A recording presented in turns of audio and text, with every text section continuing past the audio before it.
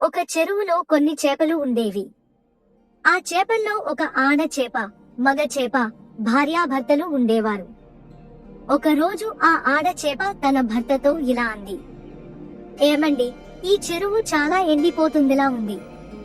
మనం ఇంకో పెద్ద చెరువు చూసుకుని వెళ్దామా? అప్పుడు మగ చేప నవ్వుతూ చెప్పింది, అమ్మా, దేవుడే మన గురించి చూసుకుంటాడు. నువ్వు బాధపడకు. కొన్ని రోజుల తరువాత చెరువు నిజంగా ఎండిపోతుంది. అప్పుడు ఒక జలారి మత్స్యకారుడు వచ్చి ఆ 2 చేపలను పట్టుకుంటాడు.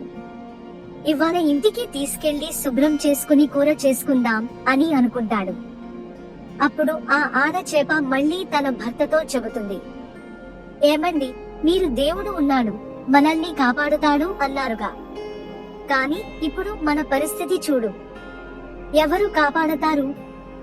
మగ చేప అప్పుడు మళ్ళీ చెప్పింది, దేవుడు మనకు అన్యాయం చేయడు, చివరికి ఆయనే కాపాడతాడు. అంతలోనే ఆ మత్స్యకారుడు చేపలను శుభ్రం చేసేందుకు నీళ్లు తెచ్చుకోవడానికి వెళ్తాడు. అప్పుడు ఒక్కసారిగా ఒక పెద్ద గద్ద వచ్చి ఆ 2 చేపలను తన పంజాలతో పట్టుకుని ఎగిరిపోతుంది. కొద్దిసేపట్లో వాటిని పెద్ద సముద్రంలో వదిలేస్తుంది. అప్పుడు మగ చేప తన భార్యతో అంది, చూసావా, ఇప్పుడు అయినా నమ్ముతావా? దేవుడు ఉన్నాడు. నీతి, నమ్మకంతో దేవుడిని ప్రార్థించిన వారికి ఫలితం తప్పక వస్తుంది.